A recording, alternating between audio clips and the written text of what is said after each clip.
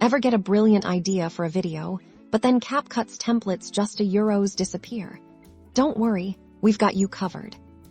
First things first, let's tackle the most common culprit: your internet connection templates. Need a little juice to load up? Make sure you have a stable Wi-Fi connection or sufficient mobile data enabled. Try refreshing your connection by toggling your Wi-Fi or mobile data off, and then back on. Next, let's ensure you're running the latest version of CapCut. Developers are always releasing updates to fix bugs and improve performance, including template loading. Head over to your device's app store, search for CapCut, and if you see an update button, tap it. Sometimes, temporary files can get a bit jumbled. We can clear CapCut's cache to give it a fresh start on the templates on Android.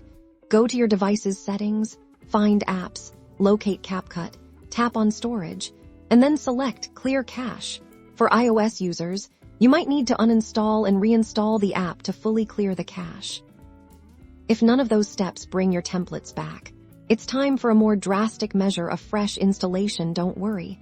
Your projects are usually saved separately. Go ahead and uninstall CapCut from your device, then visit your app store again and reinstall it.